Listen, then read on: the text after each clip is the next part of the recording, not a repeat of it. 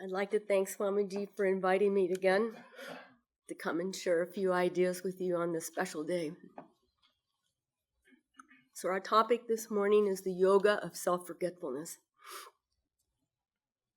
For spiritual seekers, probably the most daunting challenge in our quest is dealing with that which is closest to us. Because that which is closest to us is the hardest to objectify and to see clearly. And what is that? It's our own self. That's the hardest. Sri Krishna's perspective on this issue of self, I feel, is one of his most important teachings that we can find in the Gita. What can possibly be more central in our life than our own self? This morning, I'd like to focus on Sri Krishna's approach to this issue of self that we are introduced to in the very beginning of the Gita, with his encounter with his beloved disciple and friend, Arjuna. And this is right before the beginning of the Kurukshetra war. Most of you, I'm sure, are familiar with the story from the Mahabharata of the conflict between the two families, the Pandavas and the Kauravas. Long story short, these two families were warring for supremacy of the throne. The Kauravas had the wicked Duryodhana, and they were on the wrong side of Dharma. Arjuna, of course, was a celebrated warrior for the Pandavas. Now, the Kauravas had the largest army by far, but the Pandavas had Sri Krishna on their side. He was their friend. He would not take part in the war, but he was Arjuna's charioteer. And this was a decided advantage. Now, the Gita opens very dramatically, and the blind king Dhritarashtra has sent Sanjaya to report to him exactly what is happening on the field. All of the conches have been blown. This is all very dramatically described in the Gita, and the war is about to commence. And just at this moment, the most important thing happens in the Gita. And that's when Arjuna says to Sri Krishna, Senayor Ubhayor Madhye Ratham Stapaya. He says to Krishna, drive my chariot between the two armies. Madhya means between. Senayor Ubhayor, both armies. Put my chariot between. Why is he asking this? Let me see who are the enemies that I am about to fight. Now, this is very curious. Arjuna didn't need to see them. He knew who he was about to fight. So already we're getting a hint that Arjuna is wavering. He has a doubt. He says, let me see them. Then what happens? Krishna drives the chariot between the two armies, and Arjuna looks out, and he sees arrayed before him on the other side family members, close associates, his revered teachers. He sees Bhishma, his beloved grandfather. He sees Dronacharya, the master of archery, Kripacharya, master of science of ethics and war. All of this he sees, and he completely loses heart. All nerve vanishes from Arjuna at that point when he sees this. He knows it. Now he's experienced it. He's actually seen what he's up against. He forgets himself entirely. His throat becomes parched.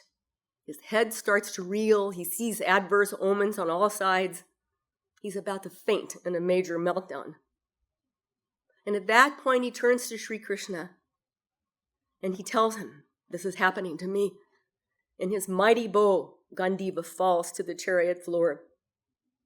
And then he proceeds to give Sri Krishna a big list of reasons of why he should not fight. If you read that description in the first chapter of the Gita, his reasons are very valid, rational, well thought out reasons. Very reasonable why he should not perform his duty. He lists all of those reasons for Sri Krishna. And having said that, he collapses on the chariot floor with his ultimate declaration, I will not fight. And there he sits, Now, this self-forgetfulness that Arjuna experienced is described in the Bhagavad Gita as Vishada Yoga. That's the title of the first chapter of the Bhagavad Gita. Vishada means grief, depression, despondency. So it's the yoga of despondency, Arjuna's grief. He's overwhelmed with grief when he sees he's going to be killing his own kinsman. So what happens next? Sri Krishna sees through Arjuna's mask. He sees through it. He scolds him. Instead of sympathizing with him, he scolds him.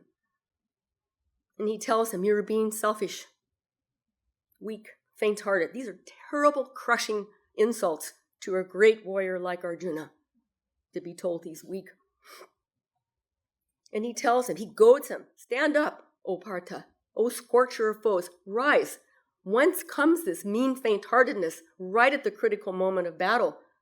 Why are you behaving? You're speaking like a very wise man, but your behavior says otherwise. Why are you behaving in this manner? Now, Swami Vivekananda, this was one of his most favorite verses of the Gita that starts, Klaibyam Masma Gama Partha.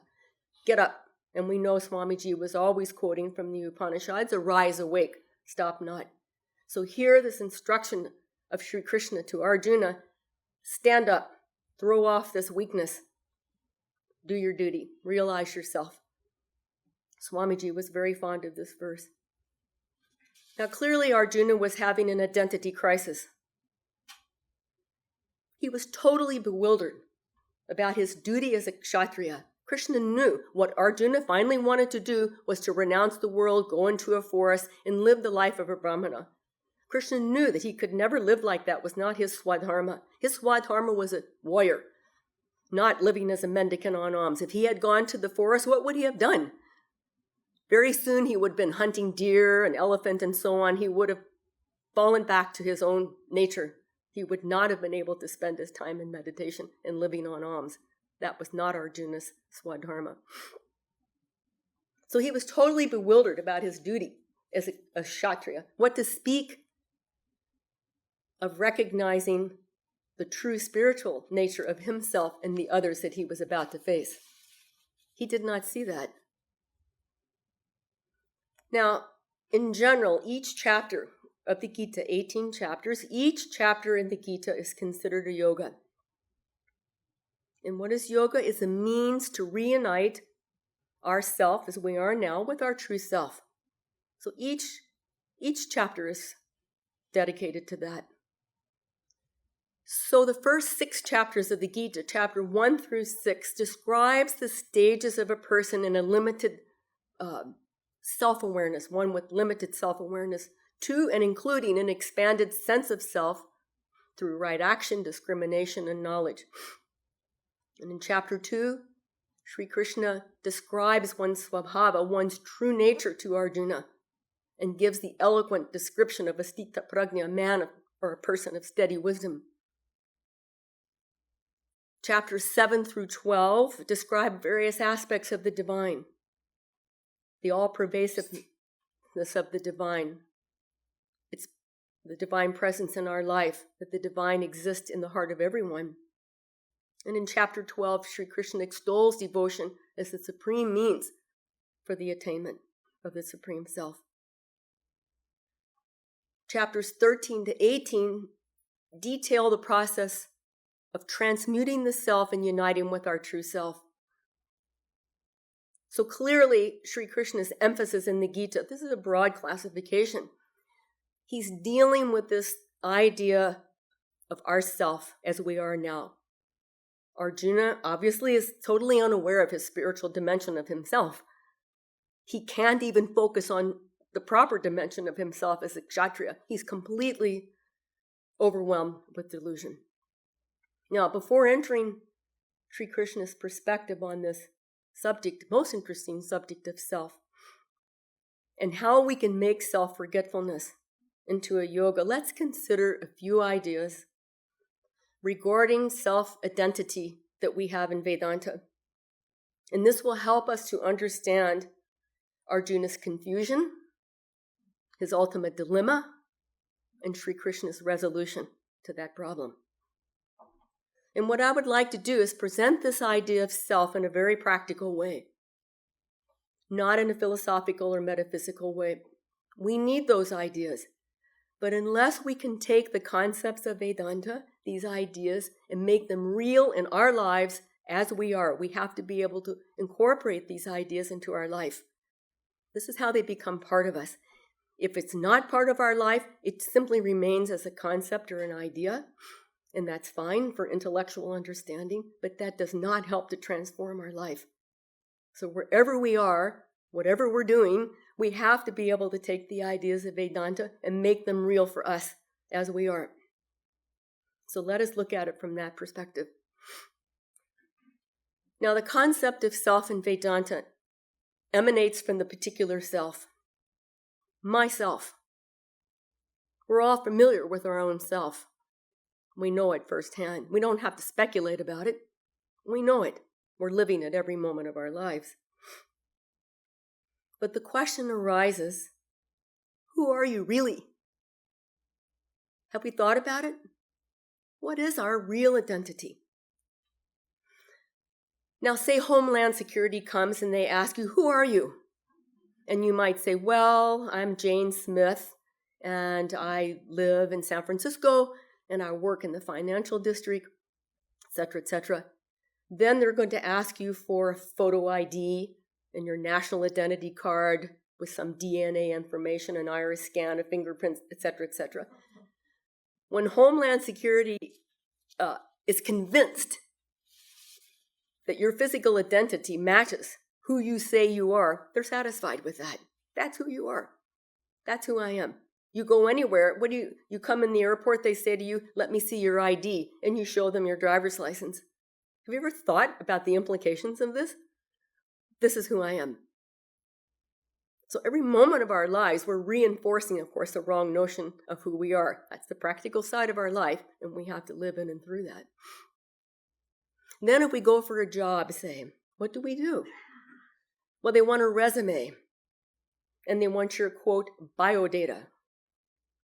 When a person is convinced that you have a particular skill set for a job or a position, they're satisfied. And if it's good enough, they'll hire you. And then we have so many things, so many recreational activities and hobbies and so on, talents and skills, and we say, oh, I'm an excellent tennis player. I'm a soprano in the choir. I love playing the guitar, so many things. All of these we predicate to ourselves. I am this, I'm that. And then we have so many relationships.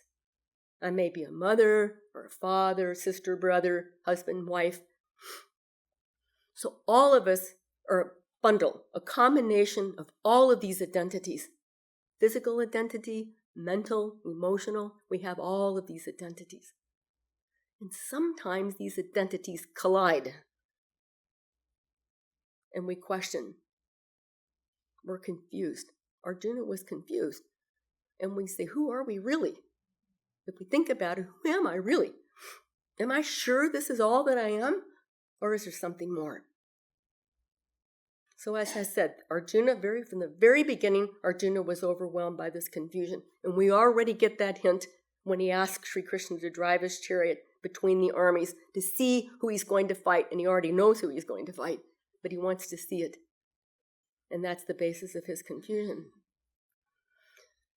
Now, some of you may be familiar with the book Alice in Wonderland. Anyone familiar with this children's book? Good.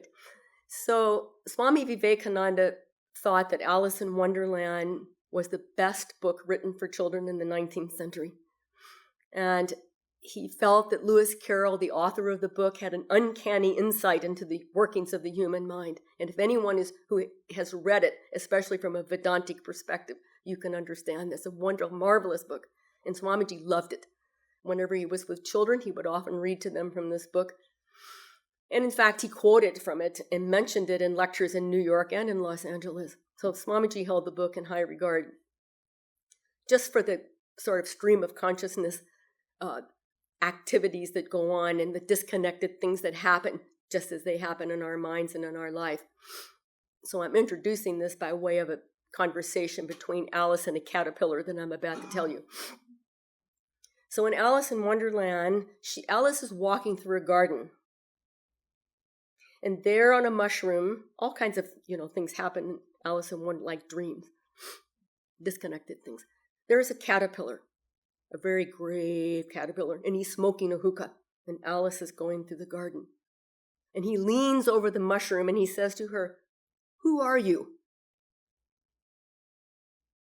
Now, Alice was taken aback a little bit being addressed by a talking caterpillar, as you would be if you were in a garden and a caterpillar started to speak to you.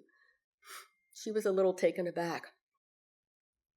And she says, "Well, sir, I knew who I was when I woke up this morning, but I think perhaps I have changed several times since then."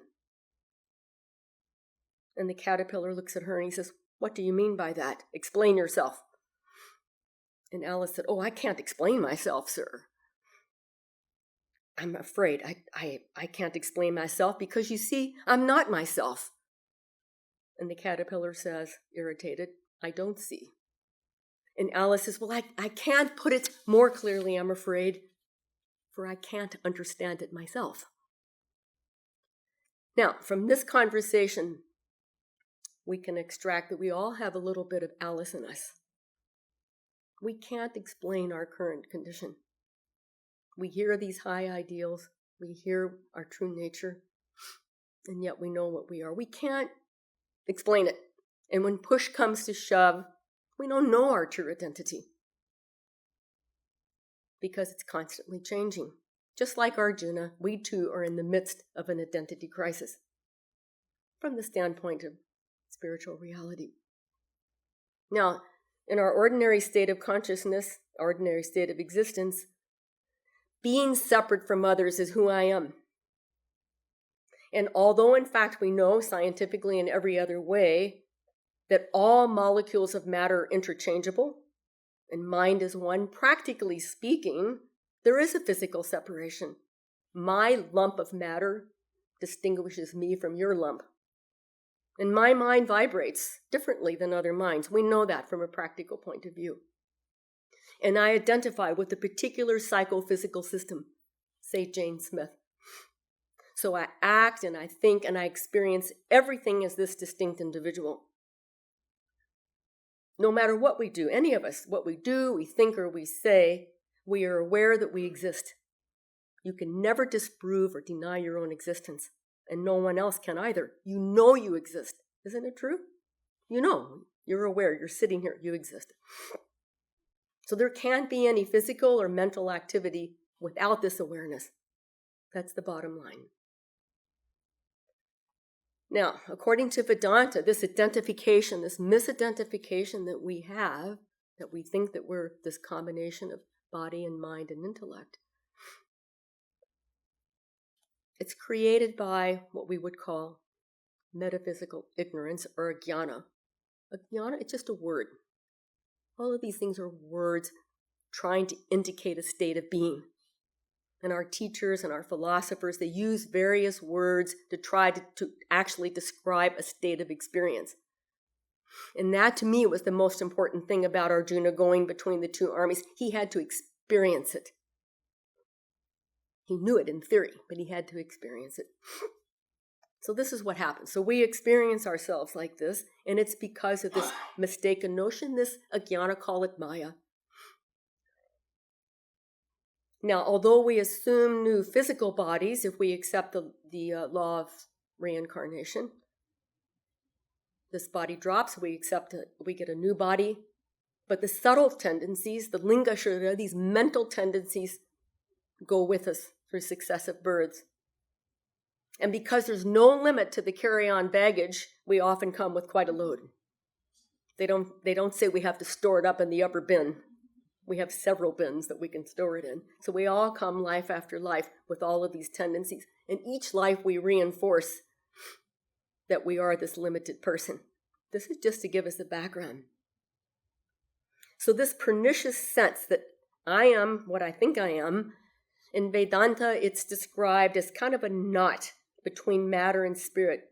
Chid jara granti, a knot between matter and spirit. It's not a very satisfactory explanation, if we can even call it so, but that is how it is explained. that there is a knot between matter and spirit. And that knot is what constantly causes this confusion between our spiritual self and our experience of ourselves as we are at present. And if left unexamined, this is who we assume we are. But as spiritual seekers, we're asked to examine. We're asked to look at this. We're asked to look at this changing, shifting nature of the I. Alice knew who she was when she woke up, but she knew that she'd changed several times since she woke up. So she couldn't figure out which identity is my identity. We're constantly shifting our identities. We know that as we go through life. If we can look at that shifting nature of the I, it gives us a clue that we are something other than what we think we are. There is this hidden possibility. There's something else. Am I something else? Yes, we are something else. So like Alice, our I changes in various states of consciousness. Now this is described very in detail philosophically in the Mandukya Upanishad. The states of waking, dream, and deep sleep and the Turiya state are analyzed extensively and philosophically, but we're going to put it in very practical terms. Now, the I in the waking state that's so busy, frantically busy, front and center, that ego, when we fall asleep, what happens? That identity vanishes completely. And a new identity comes. We get a dream ego. Maybe we're Queen Elizabeth or we're whatever. We get another identity, and with that identity comes a whole new set of props. I mean, maybe we're suddenly living in Saudi Arabia or we're riding on an elephant. So many things happen, and it's real for us at that moment. We have a completely different identity in our dream state. If we go into deep sleep state, that identity in the waking state and the dream state, gone. And we wake up the next morning and we say, oh, I had a wonderful sleep. I wasn't aware of anything. But from where does this experience come if we weren't there to experience it? If we weren't there to remember that we had this experience, how could we say, oh, I slept so well? So if the I of our waking state, as we all right now, I don't see anybody asleep, but they may be in a few minutes if I don't hurry up. So the I in the waking state, as we are right now at this very moment, how could it completely disappear in dream and deep sleep if it was the real reality? We would experience the same reality all the time as we do right now with everything surrounding us, but we don't. We have an entirely different experience. We're not aware of ourselves and our surroundings in other states of consciousness as we are in our waking state. That's not what happens. So our spiritual masters point out there is a witness, what we call a witness self, the permanent ground of the ego that's ever aware, registering all experiences or the lack thereof. That's how we can say, oh, I slept well. Our conscious mind, we're not there to say, I can say I'm experiencing this, I'm standing here. But if I'm in deep sleep, I'm not aware of those things in the same way. So daily we are getting hints of our true nature and we're ignoring it. It's right there for us to see. I cannot be this changing entity. And yet, as I just mentioned, there is a continuity of our being. We feel that there's a continuity. We don't feel when we wake up in the morning that we're an entirely different person. There's a continuity. It's a subtle continuity. We ascribe all sorts of other things to it, our physical identities and all that, but there's a subtler continuity underneath it all. So the conclusion has to be there's a subtle dimension of ourself that is permanent, that is immortal. And Arjuna was conflicted regarding this fact because of his personal attachment. Sri Krishna tells him, why are you worried? All of these beings, they're already slayed by me. There's nothing permanent here. They're already dead. So Krishna's slowly going to take him into a higher teaching of the self. Arjuna's completely overwhelmed because he's thinking of them as his mother or his father or whatever, his relatives, these psychophysical beings. and his personal attachment causes him to collapse. So if we look a little closer, we can see that initially Arjuna was unable to understand this innate awareness of immortality that we all have, the sense that we aren't going to die. None of us can really imagine our own death. Not because we're necessarily afraid of death, but the fact is we aren't going to die. Our true nature is immortal. It's impossible to imagine that we would be extinguished. So this sense that we are not going to die in an odd sort of way, it prods us to seek permanence in the outside in things that are impermanent. Basically, that's what we're trying to do. We're trying to ascribe permanence in a relationship or in a job or whatever it happens to be. It's all coming from inside because we are immortal. We are that impermanent, imperishable self. But because of this delusion, this knot between matter and spirit, we try to seek permanence in the outside. And that's what Arjuna was doing. Okay, so the next step, what's the connection between the awareness that we have of ourself as we are now and our spiritual self? What's the connection? Now you all know all of our Vedantic mystics, including Sri Krishna, Sri Ramakrishna, all, Swami Vivekananda. They say there's only one self. Okay, so what do we mean by self? It has a capital S, as far as we're concerned. That's the difference. It's just a word. But what they mean is there's one pure awareness. That's that subtle underground awareness that's registering all of these experiences that we're having. That awareness, that consciousness is one. And all of us experience it in various ways. How? It depends upon our perception, which in turn is determined by our level of consciousness. So, for example, Swami Vivekananda says in Jnana Yoga, if you had a sixth sense, you would perceive a whole different level of reality. So you have it's all in one, this matter, etc., etc. So if your level of consciousness is basically entrenched in the world of matter, because that's your identity, you're going to see everything in terms of matter. If you rise a little higher and you yourself see things in terms of mind, say of ideas, we see this in, say, professors or people who are interested in more refined pursuits than just the material world, their minds dwell in this realm of ideas, much subtler level of reality. I'll give you a humorous example. One time, Einstein, he was living in Princeton. He had left Germany. He was living in Princeton and in the midst of all of his research and everything. And you know the story of Einstein. He was completely lived in another world. And someone said, "Professor, have you had your lunch?" And Einstein said, "Lunch."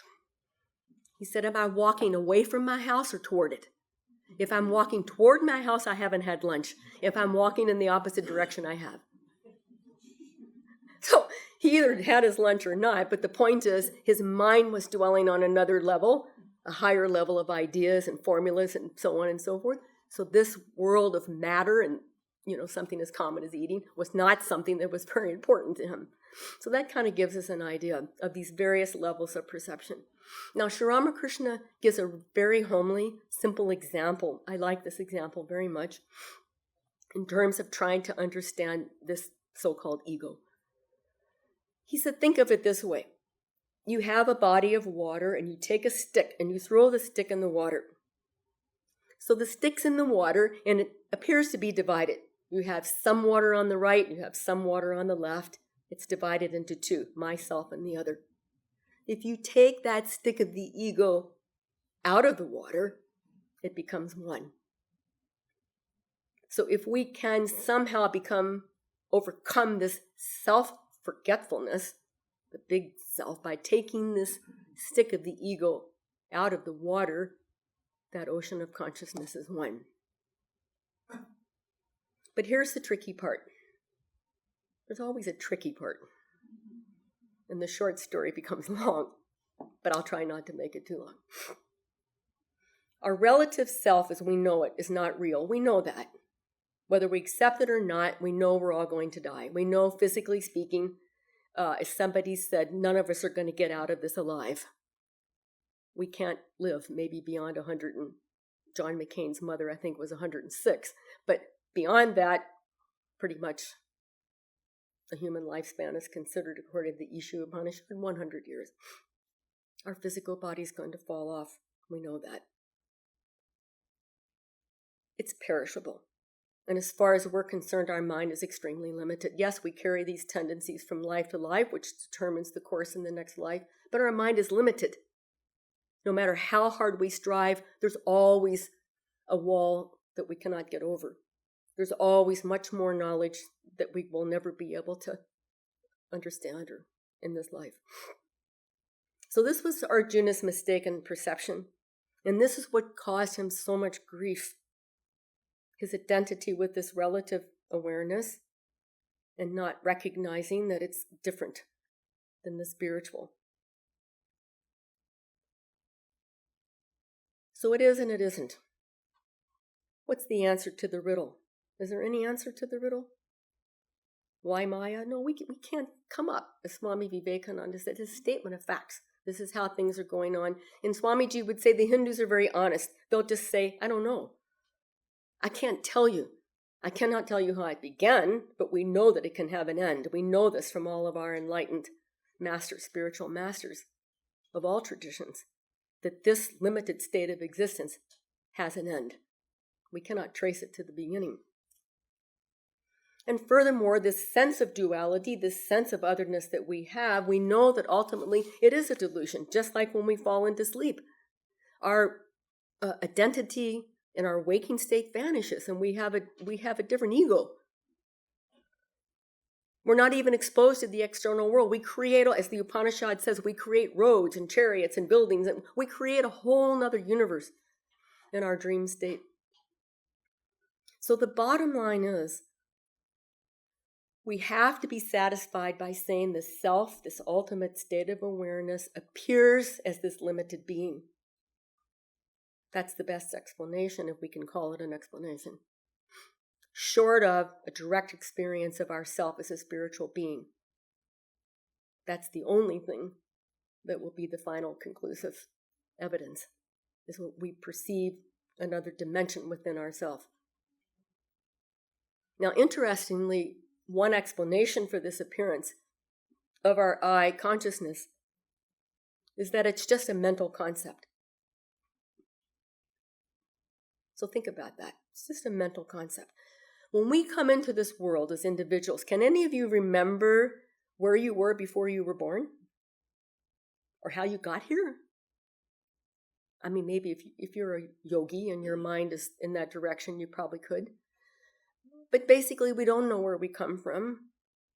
We don't know how we got here. What we know, at some point in our lives, we recognize ourselves as a separate being. When we're babies, basically, I suppose you can say an infant or a baby, they're closest to the state of oneness because they don't recognize separation. They have more of a sense of oneness. So it's only as they become indoctrinated, as we start to grow, and we're given a name, and we're given this, and we're given that, and so many things are superimposed upon the soul at that juncture that we become crystallized, individualized beings. And then we go on identifying with those things, and we predicate endless qualities to ourselves. And we say things like, oh, I'm so cold. I'm so hungry. I need to lose weight. All of these things we say about our I are pure I am consciousness. We don't know. And so we're constantly putting these predicates onto ourselves and accepting that as ourself. And life after life, we go on trying to figure out who we are and what's the point of all of this. But our search is misdirected. This is the problem. So we go through the same experiences again and again and again. And if this isn't enough, we're always seeking novel experiences, something new. Because the senses and the mind get jaded and we want something new. But for a thoughtful person, they will see that gradually everything erodes and crumbles.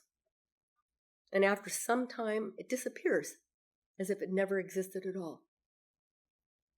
We can see that in our own life. If you think of something, maybe some spectacular experience you had 10 or 15 years ago, and somebody asks you about it, you're like, let's see, what happened? I mean, we just don't retain those kinds. Everything is subject to change in this relative world, and it all corrodes, including people. Out of sight, out of mind. And after some time, it all disappears. So when some awakening dawns for a spiritual seeker, and he begins to think about these things and question this mechanical cycle, how can I get out of this mechanical cycle that's spinning us around like the spin cycle of a wash machine? That's what's happening. Round and around we're going. But for spiritual seekers, we want to put it on the pause button. We want to stop going round and round and face it and try to see who we are. Now, the Virajaprana Upanishad says, and this is like a segue from this experience to the ultimate experience. It's not for the sake of the husband and the wife and the children, etc., that all of these are cherished and loved. It's for the sake of the spiritual self in them. That's the attracting force and power in the other person. It's not for the sake. Initially, it is.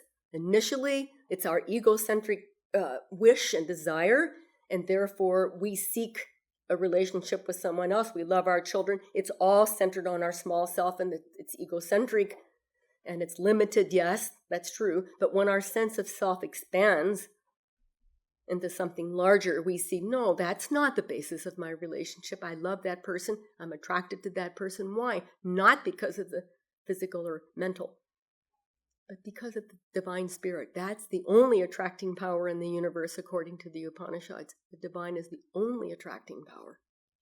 It's just we cover it over. So this is why I mentioned in the beginning, this is the most difficult issue to deal with in our spiritual life.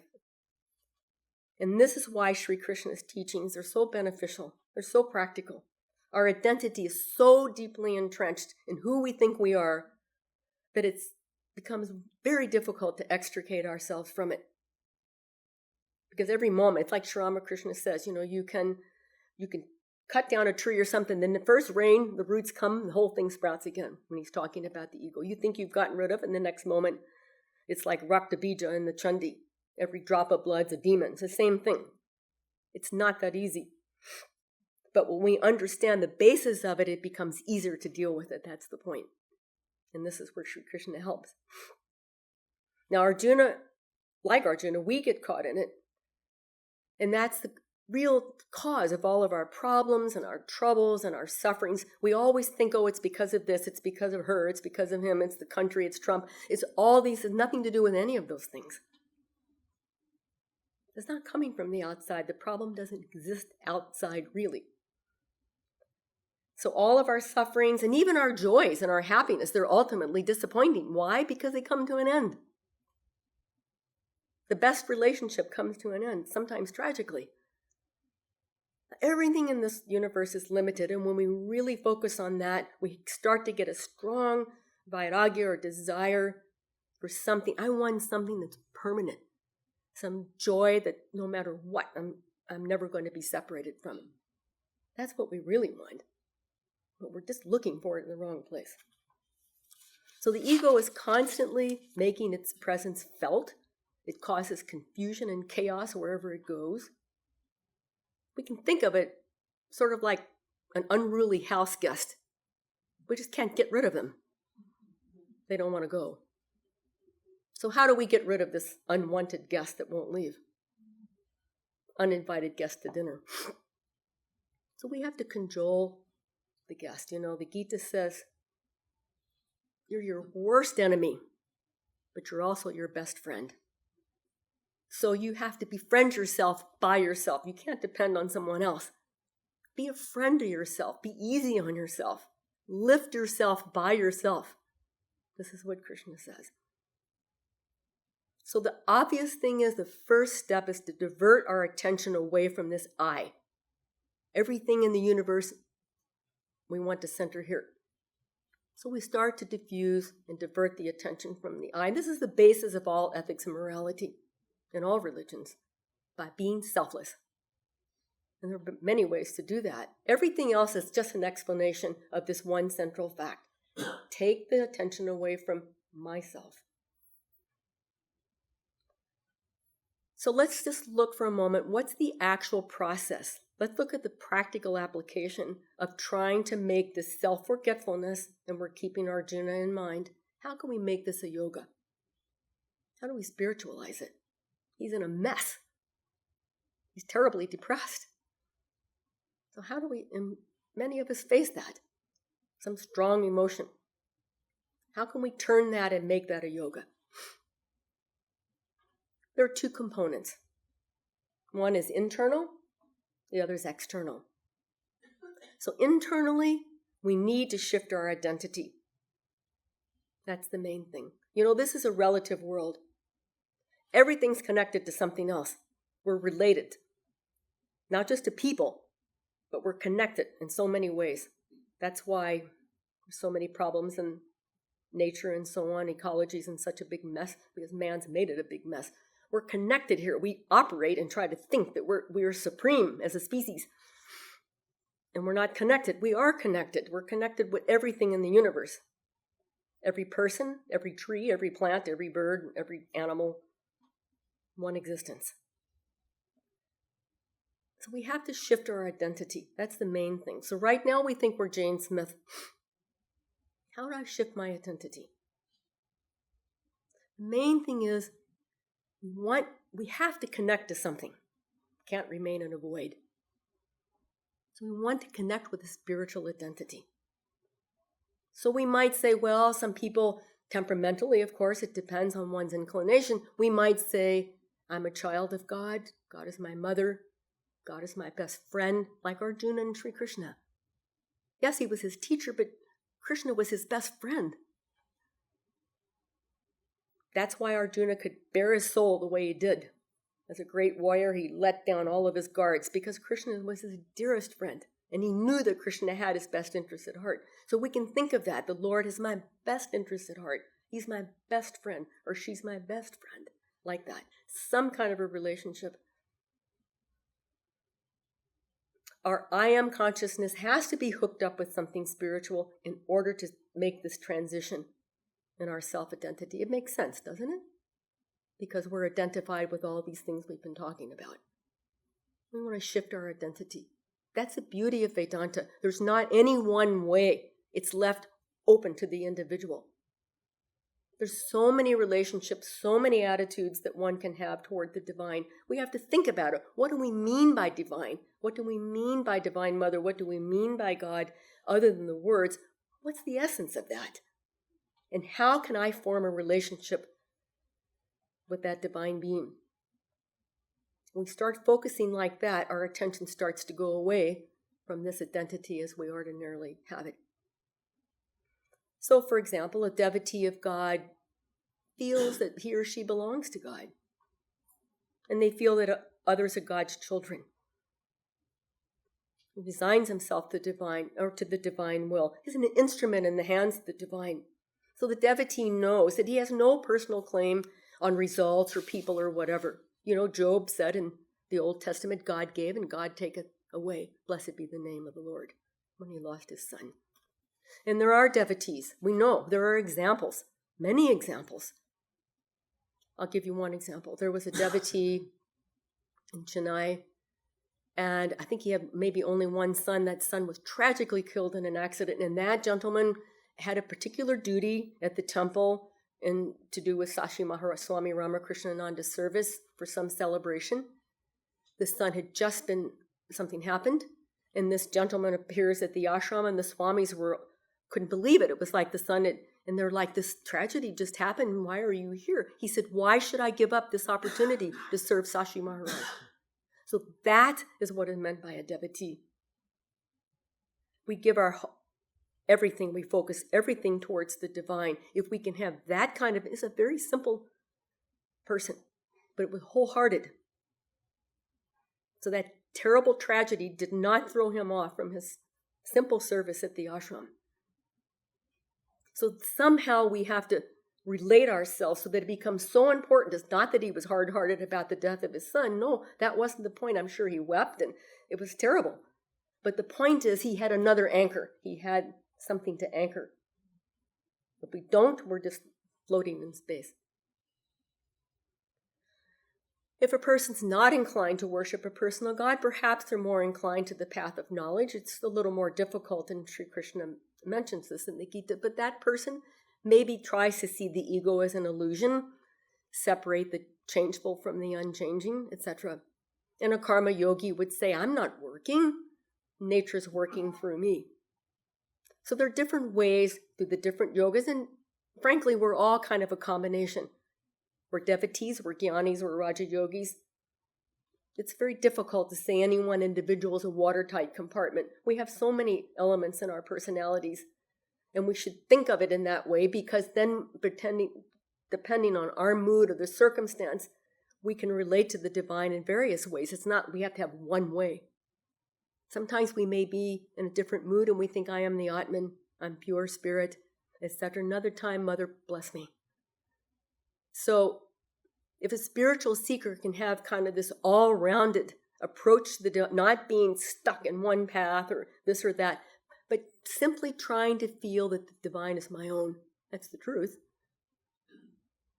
then there's a much better possibility of relating in that way in various ways, because our life doesn't go on in a smooth transition. There's constant ups and downs and unexpecteds.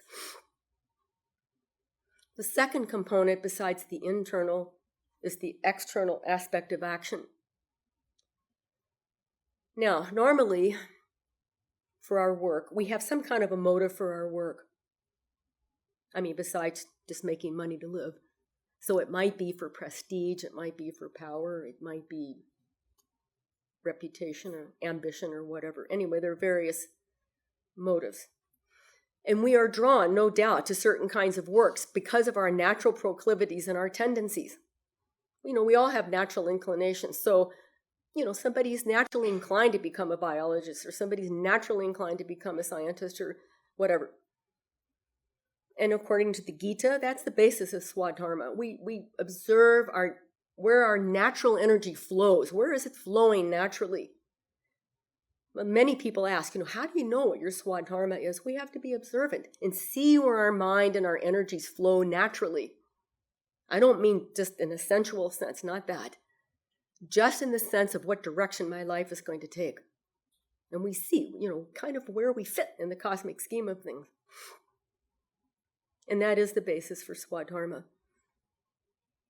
But unfortunately, what happens is we often identify with what we do, and then we get stuck. That's what happens, because this identity comes. So to let go of all of our personal investment, it's not that easy. Our identity and our meaning for existence are tied together, because we think that we are this, and whatever we're associated out there is part of this. And so it's hooked. So to let go of personal investment, it's kind of like spiritual seekers jump off a cliff. We have to be prepared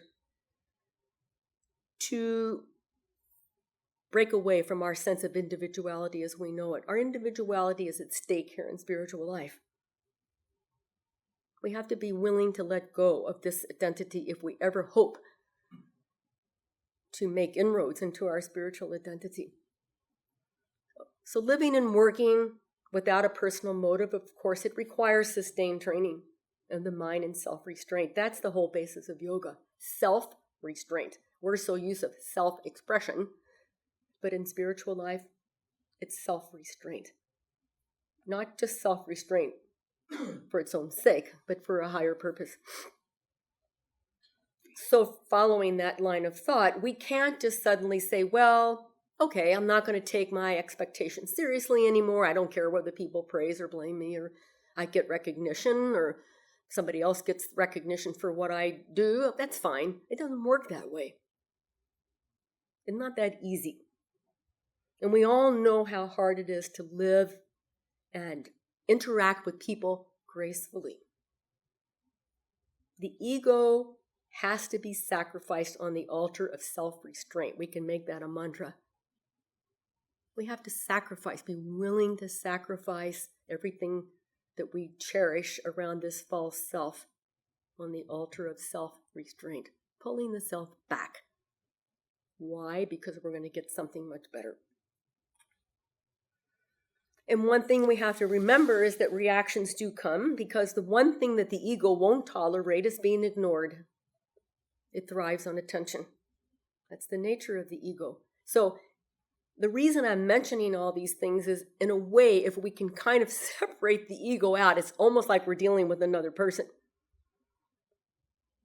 in that sense. We're trying to remove the ego from the equation, so we can't snub it and get away with it. We have to make the ego our friend so that we can transmute it into something else. And how are we going to do this? So the very first thing is, coming back to the beginning, there has to be a strong motive for getting rid of this guest, for wanting to shift our self-awareness. For spiritual seekers, they have that motive. It may be lukewarm, it may be this or that, but all of you would not be here listening to this long-winded discourse on self-forgetfulness if you didn't have an interest in spiritual life. You might be walking in the park or playing tennis or something else. So you have an interest in trying to figure out, how am I going to awaken the spiritual dimension in myself? And why aren't I aware of it? Swamiji's constantly saying, open your eyes and see him. Our eyes are open physically. So this is what we need to take the next step. And that's what we're talking about. So one of the obvious reasons for wanting to, there are two reasons. One of the obvious reasons for wanting to shift away from this limited self is it's so painful. Very painful. Why is it painful? Because our constricted state of existence is fragile, it's fickle, it's insecure. You know, the Virajaprana Upanishad says this relative bundle is held together by what? By desires, by doubts, by misery, by attachment, happiness, all of these things, all of which are dependent on the outside, and they're not under our control. So when we center ourselves in that and we stay in that state of existence, we're naturally going to be in chaos all the time, because we have no control of what happens outside. We don't know what's going to happen the next minute. This is a very dangerous world. So if my happiness and my joy is completely dependent on something on the outside, whether it's a person or whatever, I'm in for trouble, because I have no control over that. I should focus on what I have control over, and that's myself. And what do I have control over? My reaction. My reactions to things. That's what I have control over. And that's what happened to Arjuna. He had a terrible, painful reaction in his mind, just imagining about what was to come. And Krishna is telling him, you're totally deluded. You need not have this reaction at all. So the point is, it's the reaction in our mind that makes us unhappy or happy, and so on and so forth. Though that's one of the main reasons we want to shift away into something larger, is that in this state, at this level, we have no control over it. You know, it's something like, if you think of a stage set, say at Universal Studios, and you look at the outside, it's so convincing, it's so elegant, it looks so real, but if you peek around the back of those stage set, it's all hammered together. It's jerry-rigged, this plywood and this and this and that. It's really difficult to prop up something so flimsy like the ego. The ego's sort of like that, it's all hammered together. And that's why people are tense and they're anxious, and because the ego is extremely flimsy. And it's difficult to hold it together at this level in a stable condition. It's not possible. Okay, finally, Sri Krishna gives us many practical suggestions about shifting our identity from this selfish state in terms of action, and that we all know. The Bhagavad Gita is the Bible for non-attached work and for worship of God, making our work a service or worship. Why? Because these practices are life-oriented. Whether we call ourselves karmis or raja yogis or devotees, whatever it is, we all have to work. Every single one of us has some work we have to do. So without changing our work, whatever it may happen to be, It's like Swamiji said at the Parliament of Religions, am I asking a Christian to become, a Hindu? God forbid. Am I asking a Hindu to become? No. Wherever you are, whatever you're doing, should you become a monk or a nun? No, that's not for you. Should I do something? No, that's not. So each person, it's not a matter of competition or higher or lower. We have to find where we fit into the cosmic scheme. And on that stage, we undergo our own self-evolution. And there's no superiority, inferiority in this. So without changing our work, whatever it happens to be, what do we have control over? We have control over our attitude, our internal. That's what we have control over. So how to get from this limited self to the bigger self? That's how we do it. We have to change our attitude. A person could be a millionaire and be completely detached. Janaka, I don't know, we call him a millionaire, but in days of yore, he had a huge kingdom. He wasn't attached to it. And a person may have only a few possessions, maybe a loincloth, and they're very attached to it. So when you look at that, you realize that the world isn't the problem, as I just said earlier. The world isn't the difficulty. The difficulty is worldliness. And worldliness means attachment, selfishness. Worldliness doesn't mean, I drive a Lexus and I have a big house. Fine. That doesn't necessarily mean the person's worldly. Worldly, again, it's a concept, it's a state of mind. This is why all of this is totally in our hands, what we can do about it, because it depends on our attitude and our reaction. And this is what binds us, not the work and not people. So the suggestion is, if we can separate ourselves, as I was just saying, remain as a witness, however we perceive of that, and do our work. It's like Krishna says, any work can become a means for self-revelation. Any unselfish activity. If you do the work, any activity without sense of self, no action will bind you, regardless of the action. Swami Vivekananda used to say, my greatest work has been work that I did without thought of self. That's what Swamiji said. Of course, every work of Swamiji's was great. But he said, whenever I brought myself into something, it was a big mess. When I left myself out of it, everything went smoothly. So normally, we're all wrapped up in ourselves and we dissipate our energy and so on and so forth. When we take this paradigm and try to open ourselves up to something larger, we tap into an infinite source of energy and power, because we're not constrained by this small self. And that's what karma yoga is really all about, in 2 sentences: converting ordinary work into a means for one's own liberation and for the good of others. I mean, Sri Krishna is not interested in having a theoretical, organized, systematic philosophy of work. That's not his goal. And when you read the Gita, you realize it's not a systematized philosophical text. There's a lot of philosophical ideas there, but the ideas are scattered throughout the Gita. Some chapters you'll find, ideas of karma yoga, bhakti yoga in various chapters. It's not organized 1, 2, 3, 4, 5 in that sense. That's not the way the Gita is presented. Krishna is interested in life. And that's how we started. We want to make it has to be practical to me. Otherwise, it doesn't have any meaning for me. I mean, at least for me. So for Krishna, the issue is life itself. And according to him, in the Gita, we always are active. No one can remain in this world without activity. So it just makes sense that it's the most practical suggestion that he's giving us to utilize our work as a means for becoming self-forgetful by changing our attitude. And when we do that, this sort of natural self-forgetfulness starts to come. Say, for example, just a simple example. Say you're a caregiver for a patient, or you're a mother and you have children, and you're a good mother or you're a good caregiver.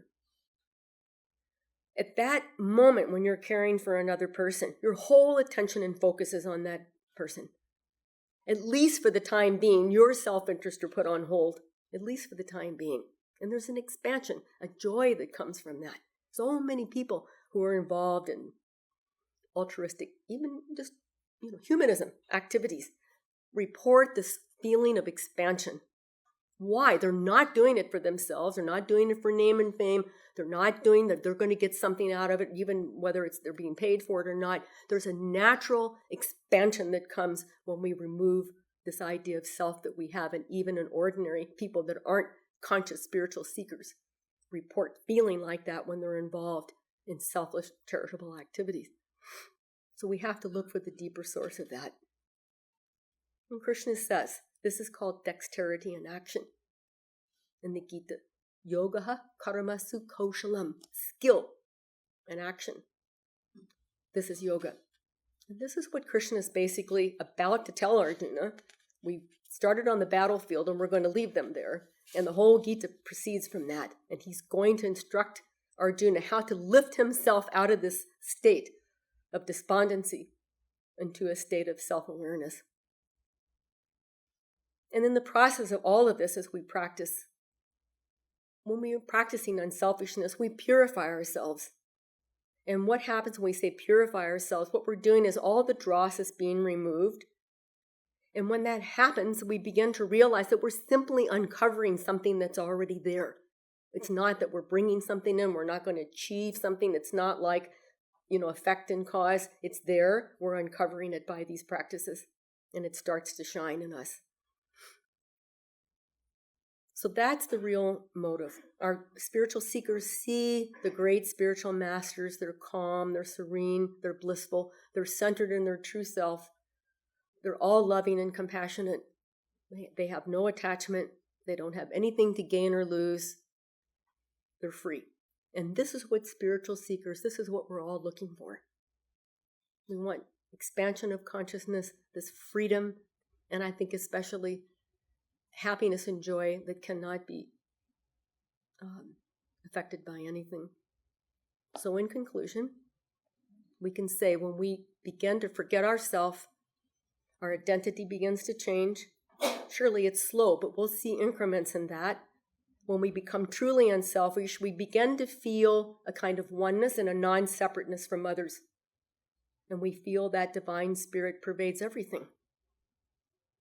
Humans, plants, the whole universe, we will begin to see that divine spirit pervading everything.